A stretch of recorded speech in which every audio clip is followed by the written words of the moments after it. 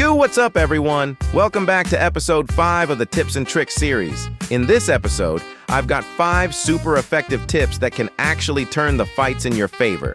Whether it's a tough one versus one or a full squad wipe moment, these tricks will help you survive, outplay, and dominate. I'm telling you, if you apply these tips properly, you'll start winning more fights, make better decisions, and your confidence will go next level. Also, if you haven't watched the earlier episodes yet, make sure to check them out after this one, because every single episode builds your game sense step by step and gives you powerful tools to level up your gameplay. So without wasting any more time, let's get right into tip 1. So this fight happened near shelter, and there was this one solo guy playing full camper mode.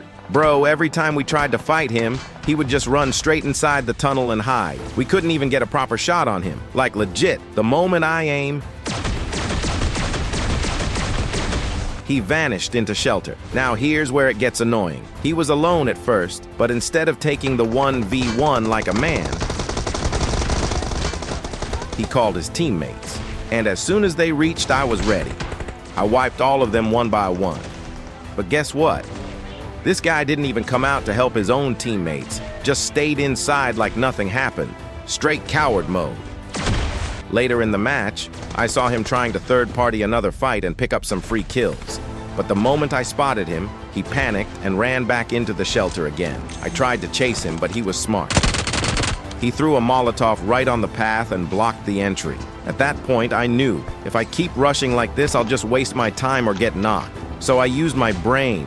I told my teammates to run away and act like we rotated. We made some noise and picked up some vehicles while moving back so he'd think everyone had left. I stayed behind quietly, holding an off angle near the entrance, and as expected, bro, he thought we were gone. So he walked out to loot or rotate, and I caught him instantly. Easy free kill, no effort. That's how you bait campers. So here's the tip. If someone keeps hiding like this, don't chase blindly. Bait them.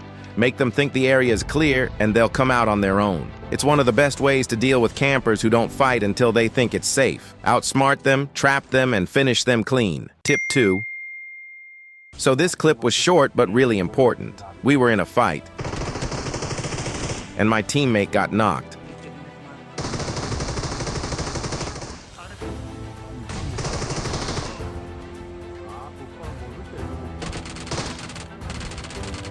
Luckily, I clutched it and killed the enemy, so the danger was over. But here's what happened next. My teammate had a self-revive kit, and instead of waiting for me to revive him, he started using it himself. The problem was, his HP was already very low, and what he didn't know was that while using self-revive, your HP keeps dropping. Unlike normal revives, where your HP stops going down, self-revive doesn't pause the bleed out. So while he was slowly reviving himself, his health kept decreasing, and he died in the middle of the self-revive. Bro, I was literally standing there about to revive him, but he didn't cancel it, and it was too late. So here's the tip. If your HP is very low and you're bleeding fast, don't use the self-revive kit. Let your teammate revive you instead, because when your teammate is reviving you, your health bar freezes. But if you try self-revive while on low HP, you might not make it. This small mistake can send you to the lobby, especially out of the zone or after a close fight. So always check your HP before using self-revive, and if you're low, let your teammate handle it. Tip 3.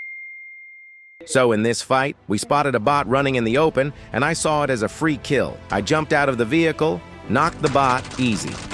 But right after that, 2 real enemies were camping in the nearby squad house, and one of them instantly knocked me. Luckily, I had a self-revive kit, so I started reviving myself behind cover. Now we were just 2 in the squad. My teammate had an AMR, and while I was reviving, he knocked one of the enemies inside the house. But the second enemy was outside, hiding behind a tree. He spotted my teammate and knocked him too, so now both of us were knocked or stuck. I managed to self-revive just in time, and the moment I stood up, I fired a few shots. Not to kill him, but just to stop him from rushing, because I knew my teammate was still reviving and needed time. At that point, the enemy had a problem. His teammate was down inside the house and I was back up, applying pressure. He couldn't push me and he couldn't sit back either. That's when I quickly flanked to the left, created a new angle and hit him with a few bullets. He panicked and ran to revive his teammate, exactly what I wanted. I followed right behind him, and since he was already low, I finished him easily and cleaned the squad. So here's the tip. When the enemy is split or one of them is knocked, that's their weakest moment. Don't give them time to revive or reset. Keep pressure, force them into bad decisions, and punish them while they're at their weakest point. That's how you win 2 versus 2s or even outnumbered fights. You play the moment, not just the fight. Tip 4. So in this situation, the zone was small, and there was this high hilltop area from where you could literally see the entire zone. Open grounds, compounds, rotations, everything was visible.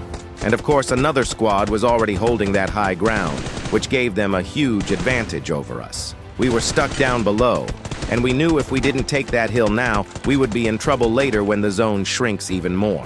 So we made the call. One of our teammates covered us with an AWM from a distance, and the rest of us pushed up together. So here's the tip. If there's a high ground area in the zone, don't ignore it. Take control of that spot as early as you can, or wipe whoever is holding it. Because once you're up there, the game becomes so much easier. We played it smart, took the flank, and cleared the squad holding the top.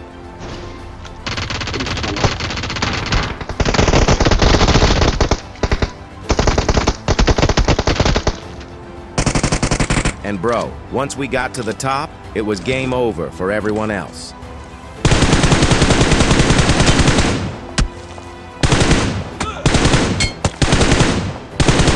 From that height, we had full vision on every rotation.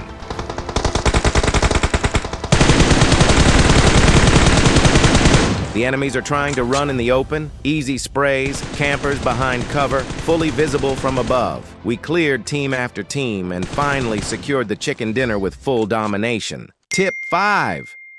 All right, this one was more of a fun troll moment, but still a great example of using zone pressure and smart mind games. So I spotted this enemy camping inside a house. And I was driving my Optimus Prime truck just messing around, trying to scare him. Bro, he was literally panicking inside. Wouldn't come out at all, just wasting bullets shooting at my truck like crazy. That's when I noticed Zone was about to move, and his only way out was a buggy parked nearby. So I drove close, punctured his buggy's tire, and blocked his escape. Then I backed off near the zone to make it look like I left. I knew he'd eventually have to run because the zone was closing in, and like I expected, he stepped out into the open, trying to sneak his way to the zone. But I was waiting. I spotted him instantly and drove back to him, and now the real trolling started. Even then, he kept trying to shoot my truck, wasting more bullets. Once I saw he damaged my Optimus pretty badly, I knew, time to end it. I got out of the truck and challenged him to a clean 1 versus 1 jiggle fight. But to be honest, he wasn't a noob. His jiggle movement and aim were solid. He made me low during the fight, but I stayed calm, played my movement right, and clutched it. Now, if you want to win these kinds of fights consistently, whether it's a 1v1 or full squad pressure, you need to master your close-range skills. That's why I highly recommend checking out my Ultimate Close Range Guide series, where I've covered jiggle movement, headshot tricks, crosshair placement, pre-fire, and everything you need to win those clutch moments. Make sure to watch the other episodes of this Tips and Tricks series, and trust me, each episode has something new that can actually improve your gameplay.